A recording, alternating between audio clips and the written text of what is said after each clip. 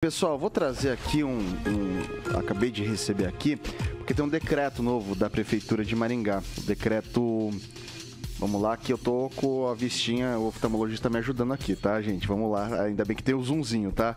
Decreto número 2230 de 2022. Um jovem como eu, Calazans, isso não se aplica, pode ter certeza. Esse decreto, pessoal, altera o expediente ao público nas repartições públicas municipais nos dias de jogos da Seleção Brasileira na Copa do Mundo de Futebol FIFA 2022 e dá outras providências. E daí fica assim, ó, o prefeito de Maringá, no uso das suas atribuições, decreta, em caráter excepcional, é alterado o horário de expediente nas repartições públicas municipais nos dias em que houver jogos da Seleção Brasileira de Futebol na Copa do Mundo FIFA 2022, adotando-se os seguintes critérios. Então vamos lá. No dia 24 de novembro, o expediente será das 8 da manhã às 2 da tarde. No dia 28 de novembro, o expediente será entre as 8 da manhã e meio-dia. No dia 2 de dezembro, o expediente será das 8 às 14 novamente. Daí tem o parágrafo único. Havendo alteração nos horários de jogos da Seleção Brasileira de futebol, os horários previstos nesse artigo poderão ser revistos. O artigo 2º. As disposições emergentes do presente decreto não se aplicam às repartições públicas e serviços considerados essenciais e que, por sua natureza, são realizados de forma ininterrupta, que deverão observar os horários e critérios de atendimento regular, assim como a carga horária normal de trabalho dos servidores públicos que prestam estes serviços. Esse decreto entra em vigor na data da sua publicação, ou seja, ontem, 10 de novembro de 2022. Queria começar com o Calazans. Já é meio que praxe essa política de dia de jogo de seleção. Joga a seleção, é quase que feriado, né?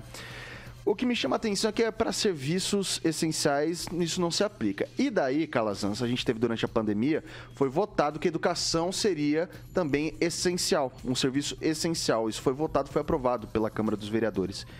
Os servidores da educação, então, vão ter que trabalhar em horário expediente normal, será? Ou não? Isso aí vai passar batido? Olha, eu acho que o decreto tem que esclarecer. Eu tendo a imaginar que eles não vão trabalhar, que nesse caso não será considerado como essencial. Eu entendo, é uma questão cultural, acho legal a seleção, é uma questão de identidade nacional. Agora, eu acho que a gente precisava ponderar um pouco melhor isso, sabe, Vitor? Não é ser contra. Eu acho que seria um momento, por exemplo, em que as repartições públicas, elas teriam condições de colocar uma televisão lá, de juntar todo mundo para assistir os jogos no local, fazer uma confraternização interna, de modo a permitir que tenha uma paralisação durante o período do jogo, especialmente esses jogos que podem acontecer ao meio-dia e que o serviço possa continuar depois, porque a população precisa, não é para ficar sem ver o jogo, não é isso, né? Mas essa confraternização acontecer ali, poderia acontecer confraternização nas escolas, inclusive, com a presença das crianças. Eu sei que isso é difícil, né? Não quero forçar a barra, sei que isso é difícil, mas talvez é uma cultura que a gente também precisasse construir. Repito, educação essencial. Pandemia, sobretudo do ponto de vista formal, declarou como essencial.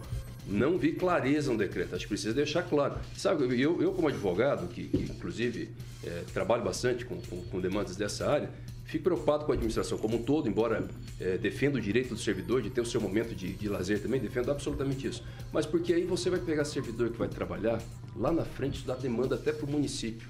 Entendeu? Se isso pode configurar, por exemplo, como hora extra, como trabalho extraordinário, porque efetivamente existe uma paralisação. Então a gente tem que pensar no todo.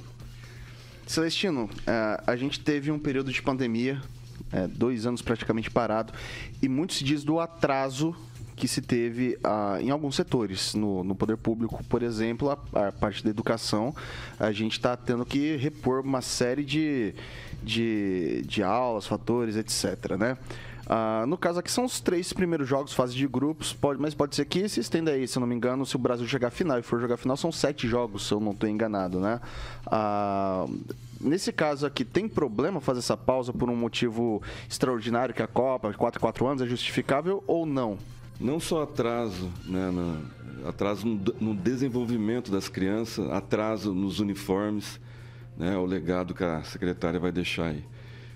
Isso não é prerrogativa dessa atual administração, né? Todas as outras administrações fizeram o mesmo, né? Fazem de 4 em 4 anos, e se não fizer, o sindicato vai chiar, né? Porque o próprio funcionário ele vai lá reclamar no sindicato e o sindicato vai fazer pressão para o prefeito assinar o decreto. Então, não há muito o que fazer, né, Vitor? Mesmo porque a gente está falando na área de educação, os pais também vão assistir. Então, os pais vão mais cedo para tirar as crianças das creches, das escolas, para ir para casa assistir o jogo na sua chácara, na sua casa, enfim, reunir com os seus familiares. Eu acho que isso não é só prerrogativa dessa atual administração, e sim de todas as outras que fizeram o mesmo. Então, eu acho que isso é uma parte mais ligada ao sindicato e os funcionários do que ao próprio prefeito, que sente pressão de todos os lados e tem que fazer o papel dele de agradar todo mundo. A gente ressalta que nossa educação, né? A gente tem vários setores da prefeitura, todos. Esse decreto se estende principalmente a o todos. Passo. O pessoal do Passo, a hora que o jogo está marcado às 3, 2h30 já estão fechando para ir para casa. A gente ressalta, então, que não é só o pessoal da educação, a gente traz esse exemplo, porque durante um período foi votado como um serviço essencial e justamente no decreto está disposto que para serviços essenciais mantém-se, então, o cronograma, a carga horária normal desses servidores. Para alguns, então, é possível assistir o jogo, para outros, não. Professor Itamar, natural, o fluxo natural, o decreto de 4 em 4 anos o Brasil para ver a seleção, segue desse jeito? Eu acho que já é uma tradição, a cultura do brasileiro é assim, e os alunos que ficarão sem... Eu não quero entrar no mérito da primeira à quarta série, porque aí realmente eu não tenho conhecimento. Mas eu fui coordenador, inclusive, de um projeto de iniciação científica que atuava no ensino fundamental e médio, a partir da quinta série. 4 anos eu fui coordenador do projeto de iniciação à docência. Então, conheço mais ou menos o dia a dia, a rotina de uma escola. E, muito embora haja um certo prejuízo, cada aula que falta, digamos assim, mas os alunos não estão assim tão ávidos de saber como a gente pode pressupor. Eu acho que o aluno ficar em sala de aula descontente ou obrigar o professor a ir para lá e os alunos provavelmente não irão, e se for, vai um número muito pequeno.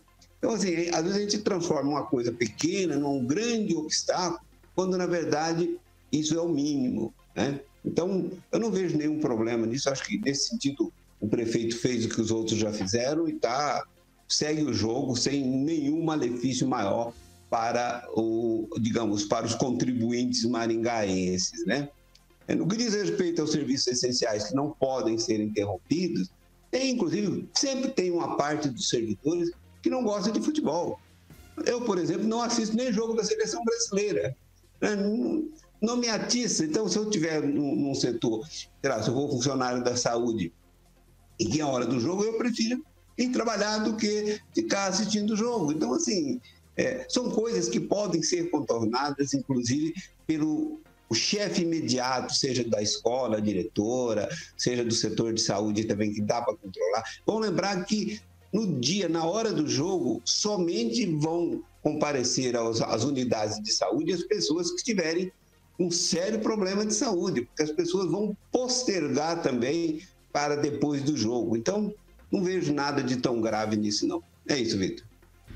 A gente trabalha normal aqui, né, gente? Aqui a gente vai estar firme e forte no... Salvar a situação das creches. A gente estava falando agora há pouco da creche, porque na iniciativa privada para também, sabemos que para, mas não é todo mundo para, né? A dona de casa, a empregada doméstica, por exemplo, boa parte vai trabalhar e ela precisa deixar o filho, entendeu? Porque senão ela tem problema real. Então, acho que fica aí o alerta, né? Imagino que a administração já tenha se preparado para isso, já tenha pensado nisso, claro, mas fica um alerta para que garanta atendimento, ainda que reduzido, para essas mães e para esses pais que não têm alternativa, que não conseguem parar nem em virtude dos jogos. Exatamente, eu acho que a redução, né, do número de funcionários, a paralisação não é completa.